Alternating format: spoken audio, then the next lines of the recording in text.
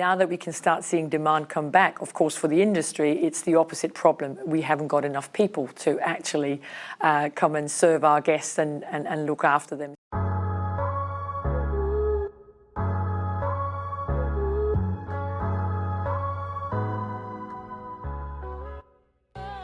Welcome to People in Profit. This week we're checking in on the hotel industry after 18 months of the COVID-19 pandemic. Executives have gathered here in Paris for the Global Lodging Forum, where they're discussing the various issues they're now facing. We all know that travel has slumped over the past year and a half, but here in Europe, many destinations actually had a better tourist season than they were expecting this summer. Emerald Maxwell has more. It was a summer many didn't dare hope for. Despite the Delta variant and ongoing restrictions, much of Europe has had a better than expected tourism season.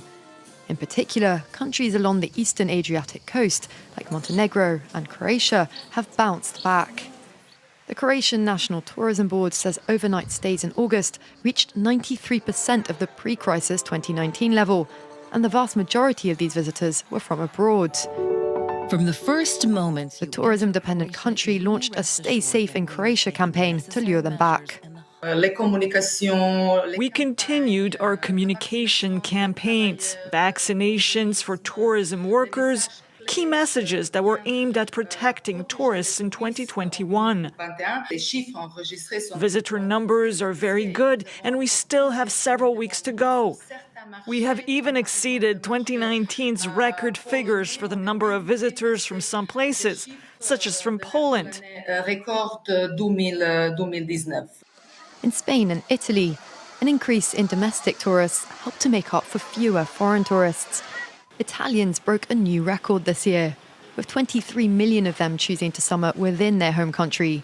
That's compared to 17 million last year and 18 million in 2019. The same is true of France. The French tourism minister said about 85% of French holidaymakers vacationed on home soil this year, versus 75% 2 years ago. They flocked to the coast, but also to mountain areas, which has helped their recovery after a difficult winter season. Cities, on the other hand, particularly Paris, have struggled without the usual crop of foreign visitors. According to the city's tourism office, Greater Paris attracted between 3.6 and 4.7 million tourists between June and August, less than half the 10 million during the same period in 2019. Well, I'm joined now by Karin Sheppard, who's Senior Vice President and Managing Director for Europe of IHG, the international group that includes brands like the InterContinental, where we are here in Paris today, but also Crowne Plaza, Holiday Inn and much more as well.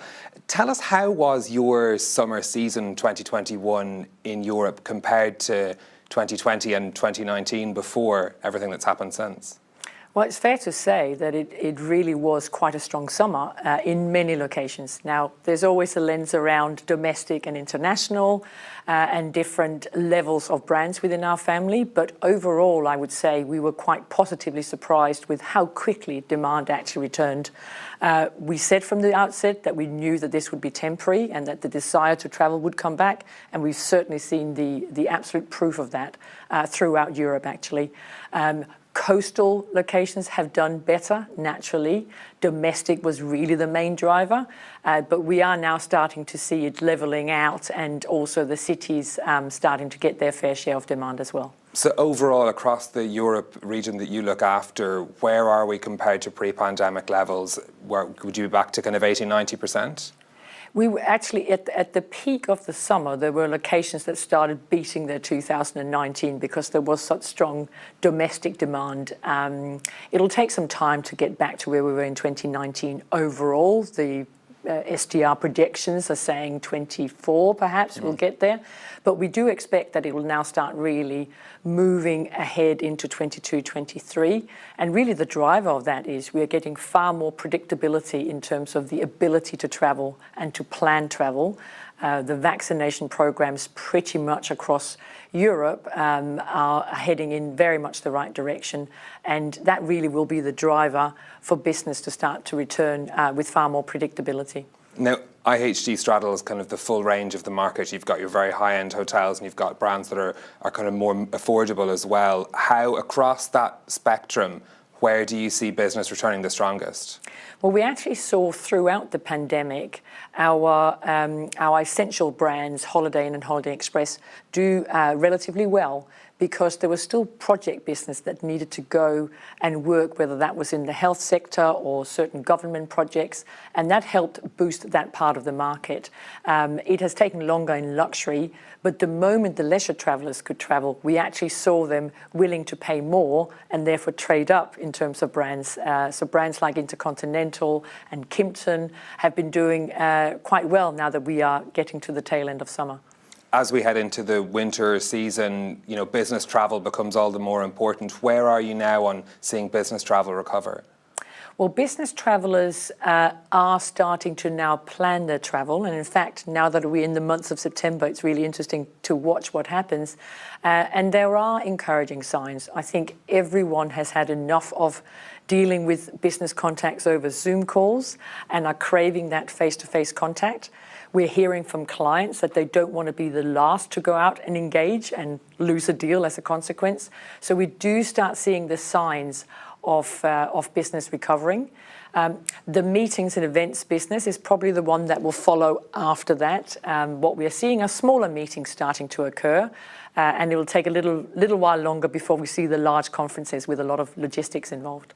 You're a huge employer across Europe. Were you able to retain your staff during the past year and a half?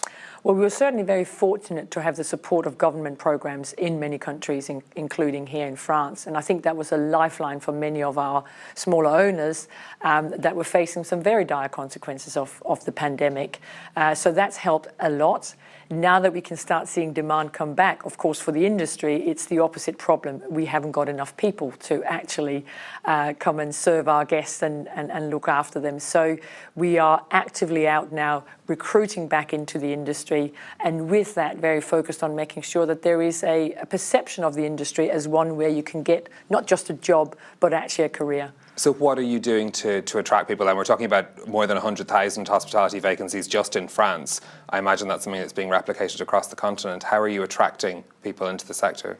So we are doing a lot of proactive work on social media to attract particularly the younger people that we want to get back into our hotels. We're holding recruitment days so they get a sense for what we are about. And I think for us, it's really about the whole employee value proposition. Yes, there are the pay, but there's also other benefits. And are you going to increase pay? Is that part of it? Well, we're going to have to see what's happening in the market and be responsive. More importantly, we have placed an enormous amount of effort on our corporate responsibility agenda throughout the pandemic, and we are seeing that really resonate with the employees we want to bring back. So it is also about joining a company that you feel you belong in, and that I think will be helping us for the long term. What about things like working conditions, something that people often find an obstacle in the sector? Yeah, we've had to really listen to what flexibility and freedom means in hospitality now, because many of our employees have been working in other industries whilst we've been in the height of the impact of the pandemic. So I think we're going to have to rethink how hotel positions actually work, have more flexible part-time roles perhaps that fit into people's lives. So that's something we're very much thinking about. Something that business across Europe is facing are rising energy costs. We've got warnings of, big gas price increases here in France, electricity price increases down the line as well. How are your hotels preparing for that? Well, we've actually, as part of our corporate responsibility agenda, have had and continue to have a very strong focus on how we can help hotels save energy. We have a solution in every one of those 6,000 hotels around the world called Green Engage, and it is a tool that helps hotels understand how much energy they are burning and how they can minimize it. We've just issued a white paper on all the things you can do in an existing hotel to become more carbon efficient. So this is something we have to focus on, not just for the cost of energy, but also for the expectations of society, corporate clients, employees, as I said before. We really aspire to become as sustainable as we can possibly be. Are you hearing it from your hotel managers, though, that they're seeing bills go up? Of course, there are pressures on the cost lines. We work very closely with our owners as a primarily franchise or managed company in actually working with them on what we can do together, whether that's in procurement initiatives, in energy initiatives and so forth. And I expect we'll continue to have many conversations about that in the months to come. It's often said in business that no crisis presents itself without an opportunity. What do you see as the kind of growth aspects that you can have coming out of this crisis? Are you planning major investment? Well, it's really interesting to see that actually, despite the pandemic, investors have been continuing to look at the hotel industry as one that is attractive for investment. So we have continued to sign hotels, open hotels. We just opened the beautiful Kimpton Saint-Honoré next to the InterContinental here in Paris. And we just launched a new brand. So despite the pandemic, we went ahead with a plan to launch a collection brand for luxury and lifestyle, Vignette Collection. And that's a focus on leisure travel or more business? It is particularly for hotels that have their own identity today, but where the owner would like to actually tap into the global reservation system, the global loyalty system that we can offer, and get that boost on driving the recovery. So we see opportunities for that brand across Europe. Similarly, Voco is a real success story for us, a brand we launched only a couple of years ago, and we now have over 50 signed and opened around the world, including here in France. So we've already opened a Voco in Paris Montparnasse, in Strasbourg, and we have hotels coming in Bonn and in Reims. So we can see that there is absolutely a desire to invest in hotels and a demand for global hotel brands to help actually drive the recovery. Okay, Karin Sheppard, Managing Director for Europe at IHG, thank you very much for speaking to us.